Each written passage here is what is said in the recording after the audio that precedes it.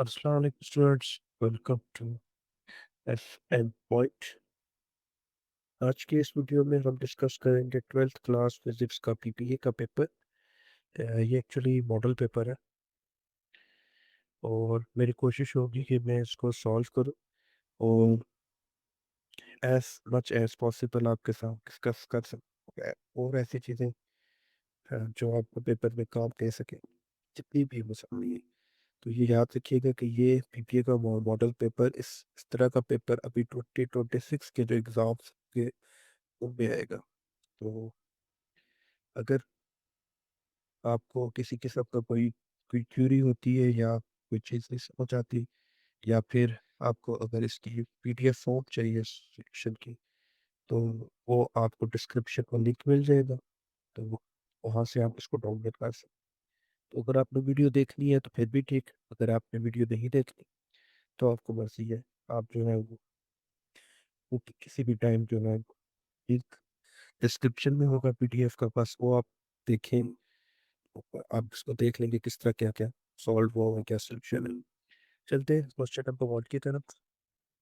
पहला क्वेश्चन हमारा जो है वो पोटेंशियोमीटर का जो टॉपिक है उस पे से है। ठीक है।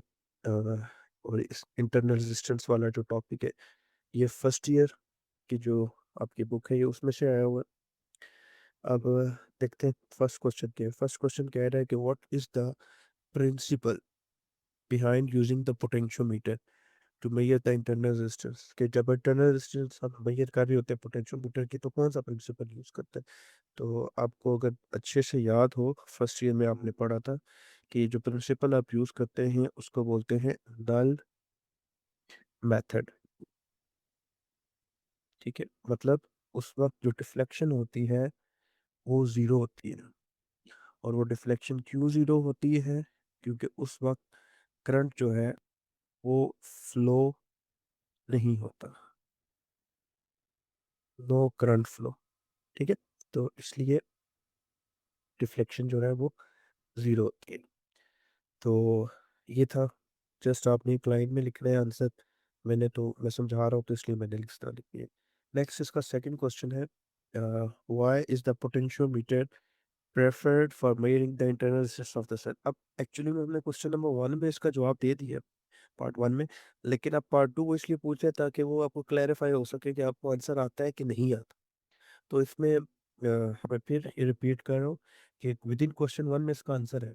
ठीक है, लेकिन अब उस आंसर की डेप्थ वो पूछ रहे कि आपको क्यों हम इसको प्रेफर करते हैं। हम कोई और ओहम मीटर या कुछ और क्यों नहीं फाइंड कर सकते, इंटरनल रेजिस्टेंस फाइंड करने के, सॉरी वोल्ट मीटर क्यों नहीं फाइंड वो करते। तो उसकी क्या रीजन है? क्योंकि अभी मैंने कहा कि करंट फ्लो जो है सर्किट में वो स्टॉप हो जाता है।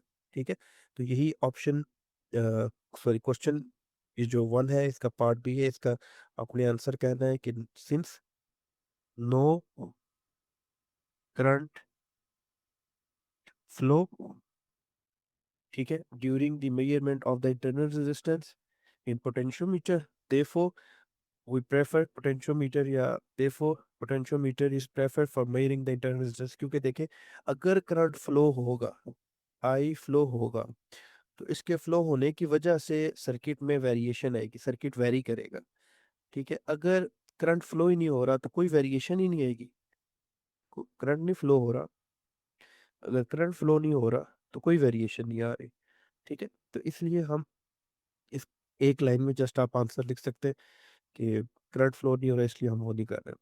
नेक्स्ट है इसका पार्ट 3 के टेबल जो है वो हमने फिल करना है। अच्छा, टेबल फिल करने में मैं आपको ज़रा बताता चलूँ कि जब भी क्वेश्चन पूछ लेते हैं रिगार्डिंग टू यूनिट्स, यूनिट्स पे जब भी बात आती है, तो एक चीज़ ज़हन में रखिएगा कि आपने, जब आप प्रैक्टिकल प्रिपेयर कर रहे होंगे, तो आपने देखना है कि यूनिट्स में कौन सी यूनिट ख़ास तौर पर लेंथ के रिकॉर्डिंग, कि वो सेंटीमीटर में मेजर हुई है, मीटर में हुई है, या मिलीमीटर में हुई है। जिसमें भी हुई है आपने ट्राई करनी है कि आप जो है ना उसको जहन में रखें कि किस में क्या हुआ है, या फिर यूनिट्स की कन्वर्जन करते हुए उसको रखें। ठीक है, इसमें कोई भी यूनिट हो सकती है, लेकिन अगर आपने वो प्रैक्टिकल पढ़ा है अच्छे से तो यू नो द आंसर। जिस तरह अभी इसमें हमें पता है कि जो रेजिस्टेंस है वो ओहम में होती है, तो यहाँ पे ओहम हो जाएगा। लेंथ है, तो लेंथ सेंटीमीटर में बेटा। इसी तरह L2 centimetre, difference of length ये भी सेंटीमीटर में होगा। और इंटरनल रेजिस्टेंस बेटा ये हमें पता है ओहम में होती है। अब देखिए टेबल फिल करते हुए आखिर पेपर का टाइम 2.5 घंटे क्यों रखा गया। एक्चुअली में ये चीज़ ना ज़्यादातर हम एक्सपेरिमेंटली परफॉर्म करके ये हम मेजर करते हैं, या ये आप समझ लें हमें कि ये वैल्यू हमें ऑलरेडी नोन होती है, ये हमें मालूम होती है। लेकिन प्रॉब्लम क्या है कि अभी उन्होंने खुद क्वेश्चन बना दिए, अपने दिमाग इस्तेमाल करना है। तो अब आप ज़रा देखें कि L1 L2 की वैल्यू गिवन है और इन दोनों का डिफरेंस भी गिवन है। ठीक है, कि मतलब दो वैल्यूज L1 माइनस L2 का कोई आंसर आया होगा, डेल एल एग्जाम्पल ले लेते हैं। तो अब मुझे अगर L2 चाहिए, तो ऑब्वियसली बात है, मैं ये बेसिक से मैंने इक्वेशन बना लिया, मैं यूँ करूँगा ना L1, ये इधर प्लस से उधर जाके माइनस, ये माइनस से इधर आके प्लस, तो ये यूँ हो जाएगा। तो ये हो जाएगा L1 minus del L equal to L2, means to say मैं ये कहना चाह रहा हूँ, यहाँ पे ये ज़रा ज़्यादा वो हो गया कि मैं ये कहना चाह रहा हूँ कि हम जस्ट इन दो वैल्यूज़ को सब्ट्रैक्ट करेंगे, ये वाली इसका, तो जस्ट हम इसको सब्ट्रैक्ट करेंगे इस वैल्यू को इसके साथ, तो हमें L2 की वैल्यू मिल जाएगी। जिस तरह मैं यहाँ पे साइड पे करता हूँ, 223 माइनस 97, तो ये हमें आंसर मिल जाएगा 1 कैरी 6 2 1, तो ये आ जाएगा 126। फिर सेम हम थर्ड वाले के साथ करेंगे, 236 में से 56 माइनस करेंगे, 6 में से 6 क्या, 23 में से 5 के, तो 18। और लास्ट वाला है हमारा 31, ये लिखा हुआ है, ठीक है। 227 में से अगर हम 31 माइनस करते तो 196 बचता है, तो ये हमारे पास आ जाएगा प्रॉपर हमारा L2 की वैल्यू। अब हमारे पास डिफरेंस है, हमारे पास L2 है, हमारे पास L1 है, we need to calculate internal resistance. अब इंटरनल रेजिस्टेंस हम कैसे कैलकुलेट करें, तो इंटरनल रेजिस्टेंस बेटा कैलकुलेट करने का जो हमारे पास फॉर्मूला होता है, मैं यहाँ पे लिखता चलूँ कि internal resistance small r equal होता है बेटा L1 minus L2 divided by L2 into R. तो सिंस L1 माइनस L2 हमारे पास लेंथ का डिफरेंस है, तो हम लिख लेते हैं कि del R divided by L2 into R. ठीक है, नोट करिएगा साथ साथ। मैं कोशिश करता हूँ कि मैं इसको यहाँ पे लिख दूँ, यहाँ पे ऊपर ही, ताकि आपका भी भला हो जाए। यहाँ पे मैं छोटा करके लिख देता हूँ कि जो आर है इसका फार्मूला होगा del L divided by L2 into R. ठीक है, तो अब हमने, हमारे पास सारी वैल्यूज़ हैं। मैं ज़रा इसको एक बार इरेज कर लूँ, एक मिनट रुकिएगा, ये ज़रा इरेज कर ले। चले जी, ये अब आपको ठीक नज़र आ रहा है। तो अब आपने कैलकुलेटर उठाना है, इसको कैलकुलेट कर लेना है। मैं ज़रा टाइम शॉर्ट है तो कोशिश कर रहा हूँ कि मैंने ऑलरेडी कैलकुलेट किए हुए, तो मैं इसको कर लूँ। आपने जस्ट वैल्यूज़ पुट करनी है, कुछ नहीं करना। 97 एक कर लेते हैं, 97 डिवाइडेड बाय L2 की वैल्यू 126 मल्टीप्लाई आर, आर इस टाइम 3 है, तो ये आप करेंगे तो इसका आंसर आ जाएगा 2.31। तो ये आ जाएगा 2.31, ये वाला आ जाएगा 1.56, ये वाला आ जाएगा 1.11। तो ये हमारा टेबल फिल हो गया, 3 मार्क्स हमें मिल गए। नेक्स्ट है, how do you determine the EMF by using potentiometer. Potentiometer को इस्तेमाल करते हुए हम EMF कैसे फाइंड करेंगे। तो बेटा अब बात इस तरह की है कि आप इसका आंसर ग्राफ वाले मेथड से भी लिख सकते हैं, कि हम एक ग्राफ ड्रा करेंगे और वहाँ से कैलकुलेट कर लेंगे। ठीक है, और आप जो है वो आप ये इस तरह भी लिख सकते हैं कि हम जो है वो कनेक्ट करेंगे सेल्स को और नल पॉइंट को ऑब्टेन कर लेंगे। ठीक है, जिस तरह अभी थोड़ी देर पहले मैंने कहा था, हम ये वाला फॉर्मूला यूज़ करेंगे, E is proportional to L। और हमारे पास क्या नाम है, E is equal to K L. तो अब के जो है बेटा ये होता है पोटेंशियल ग्रेडियंट, ठीक है। मतलब कि पोटेंशियल पर यूनिट लेंथ आप कह लें, ये कांस्टेंट है। और ये पोटेंशियल जो हमारे पास क्या नाम है पोटेंशियोमीटर की वायर होती है, ये उसका होता है। तो हम कुछ भी नहीं करना, आपने बस ये आंसर क्योंकि भी लिखना है, तो आप कहेंगे कि हम सेल को कनेक्ट करेंगे अलोंग, इस तरह के हम ऑब्टेन कर सके नल पॉइंट को, ठीक है। और नल पॉइंट आपको पता है, जब हम वो नल पॉइंट उस क्या नाम है पोटेंशियोमीटर से करते हैं तो वो एक लेंथ दे देता है कि जी इस लेंथ पे आपका इतना वो पोटेंशियल है। तो वहां से उस लेंथ को हम कैलकुलेट करेंगे, यहाँ पे इसकी वैल्यूज पुट करेंगे और हमारे पास आंसर आ जाएगा, ठीक है। ये तो मतलब फॉर्मूला है, अदरवाइज वहाँ पे हमारे पास ऑलरेडी वोल्ट मीटर है, हम वहाँ से रीडिंग नोट कर सकते हैं कि जी इतना पोटेंशियल है। लेकिन लिखते हुए क्योंकि एक मार्क है तो हमने सिर्फ ये लिखना है। हम बता रहे क्या है, मैं फिर रिपीट कर रहा हूँ, हमने जस्ट इसका यूज़ बताना है कि नल मेथड क्या होता है। ये सारे क्वेश्चन सिर्फ उसके गिर्द घूम रहे हैं कि व्हाट इज नल मेथड। हमने अभी थोड़ी देर पहले कहा कि पहले क्वेश्चन में कि इसका बेसिक प्रिंसिपल है, फिर हमने दूसरे में कहा कि इसमें करंट फ्लो नहीं होता है। तो अभी हम वो बता रहे हैं कि जी नल जो इसकी लास्ट इक्वेशन थी, आपने पेपर जो आपकी बुक है उसमें आपने लास्ट इक्वेशन जो इसकी रीड आउट की थी, वो ये वाली थी कि E M F one divided by E M F two is equal to L one over L two. ये थी कंपेयर करने वाली। और इससे पहले आपने पढ़ी थी E M of X is equal to E M F over capital length into L. तो ये आपने दोनों जो हैं वो पढ़ी हुई है बुक में। लेकिन जब हम एक्सपेरिमेंटल बात करें तो हम है तो वही बात, लेकिन हम इस पे बात करेंगे, ठीक है। ये बाकी इसमें कोई ज़्यादा कॉम्प्लिकेटेड बात नहीं है। जब आप ये कर रहे होंगे क्या कहते हैं उसको, अ, आप अपनी प्रैक्टिकल पीपीए की बुक से इसको पढ़ेंगे, then you get the concept. यही थोड़ा सा डिफरेंस है बुक का और एक्सपेरिमेंटल वैल्यूज का, कि थियरी और एक्सपेरिमेंटल में हम थोड़ा सा डिफर यूज कर लेते हैं। अच्छा, नेक्स्ट है हमारे पास क्वेश्चन नंबर 2। इसमें कह रहा है कि figure shows a spherometer used to measure the radius curvature of a bla bla. हमने कैलकुलेशंस करनी है। ये कह रहा है कि if the pitch of a spherometer is 1 millimetre, कि हमारे पास जो फेरोमीटर है उसकी जो पिच है वो 1 मिलीमीटर है, मतलब जो हमने रीडिंग की है या लेंथ है आप ये समझ लें। और वहाँ पे 100 वीएन थी डिस्क पे, ठीक है। ये यहाँ ऊपर की बात हो रही है इस जगह, ये ये डिस्क है, ये सारी इस डिस्क पे। तो पहला क्वेश्चन है जी, what is the least count. तो लीस्ट काउंट बेटा स्ट्रेट टू द पॉइंट है, जब भी आपने लीस्ट काउंट कैलकुलेट करना है तो आपने हमेशा पिच फॉर्मूला याद रख लें, divided by number of divisions करनी है। Pitch divided by number of divisions, तो पिच बेटा कितनी है 1 मिलीमीटर है। तो हम लिख लेंगे 1 मिलीमीटर डिवाइडेड बाय 100। तो इसको अगर मैं मिलीमीटर में ही आंसर लिखूँ तो ये हो जाएगा 0.01 मिलीमीटर। और अगर आपने सेंटीमीटर में कन्वर्ट करना है तो जस्ट एक सॉरी 2 जीरो और इस तरफ ले तो ये हो जाएगा 0.001 सेंटीमीटर।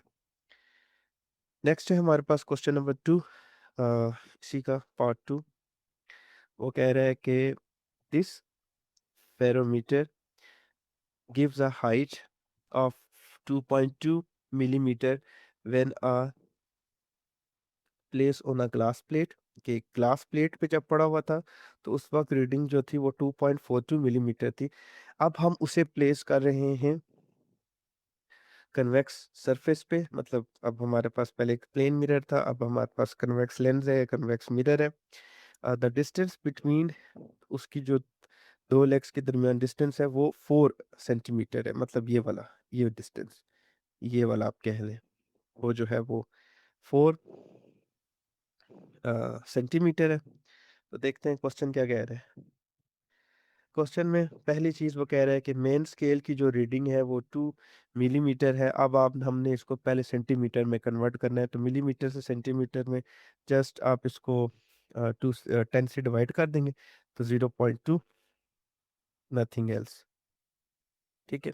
ये आ गया। सर्कुलर स्केल रीडिंग हमारे पास ऑलरेडी है, अब ये यहाँ पे फॉर्मूला लिखा हुआ है, circular scale reading multiply least count in centimetre. तो सर्कुलर स्केल रीडिंग हमारे पास 63 है।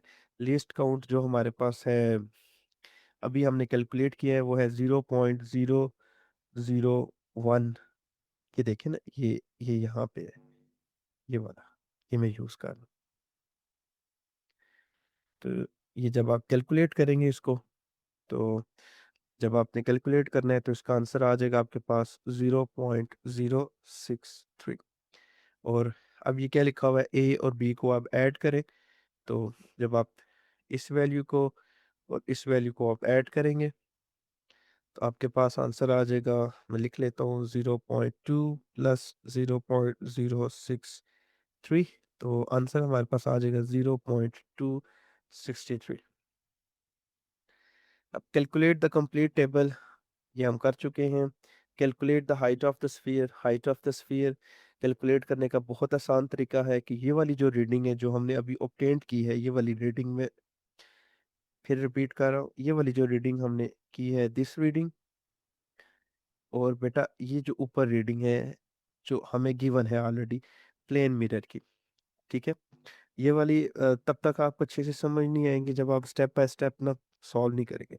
तो ये जो ये वाली रीडिंग, ये हाइट, इन दोनों को आपने सब्ट्रैक्ट कर देना है। तो इसको पहले हम कन्वर्ट करेंगे जस्ट सेंटीमीटर में। तो इसको सेंटीमीटर में कन्वर्ट करने के लिए जस्ट हम 10 से डिवाइड कर देंगे। तो मैं इसको कन्वर्ट करता हूँ, 2.42 मिलीमीटर सेंटीमीटर में आ जाएगा 0.242 सेंटीमीटर। एक ये हमारे पास हाइट है। और हाइट एक हमें ऑलरेडी हमें पता है, जो हमने भी कैलकुलेट की है, वो कितनी है, 0.063। तो फॉर्मूला यहाँ पे हाइट के लिए क्या हमें मिलेगा, h इज इक्वल टू 0.263, बड़े वाली जो भी है उसमें से 0 पॉइंट अभी जो हमने ऊपर कैलकुलेट की 242, ये दोनों सब्ट्रैक्ट कर देंगे तो हमें आंसर मिल जाएगा 0.021 सेंटीमीटर। तो ये हमारे पास बेटा आ जाएगी, calculate the height of the sphere. ठीक है, हमने हाइट ऑफ स्फीयर को कैलकुलेट कर लिया। अब देखें लॉजिकल क्वेश्चन इन्होंने कितना इंटरेस्टिंग क्वेश्चन किया है कि find the parameter of triangle, equilateral triangle कह दिया है कि ऑलरेडी ट्राइंगल जो है इक्विलेटर है, तो हमें एक इक्विलेटर की तीनों साइडें बराबर होती है ना बेटा। अब आप ये देखें कि तीनों साइडें बराबर है और एक साइड हमें ऑलरेडी गिवन है, वो कितनी है जरा ये ऊपर देख लेते हैं, 4 सेंटीमीटर। एक साइड हमें गिवन है 4 सेंटीमीटर, तो हम इसका यूज करेंगे ना। 4 सेंटीमीटर हमें गिवन है एक साइड, तो दूसरी भी 4, तीसरी भी 4। तो जो पेरीमीटर होगा ट्राइंगल का, तीनों साइडों को आप ऐड करते हैं, या 4 × 3, तो 4 + 4 + 4 12। तो 12 सेंटीमीटर जो है वो बेटा पेरीमीटर हो जाएगा ट्राइंगल का। लास्ट वन है, ये बहुत इंटरेस्टिंग है कि what is the radius of curvature of the sphere. अब radius of curvature of sphere मैं फिर रिपीट करूंगा जब आप पीबीए की बुक इसका स्टेप बाय स्टेप पढ़ेंगे, ठीक है, हर प्रैक्टिकल पीबीए के रिकॉर्डिंग, तो वहाँ पे इनके बेसिक फार्मूलाज गिवन है। ठीक है, मज़ीद मैं आपको एक और बात बताता चलूँ कि मेरी कोशिश होगी कि इस वीडियो के बाद मैं बाकायदा तौर पे प्लेलिस्ट बनाऊं।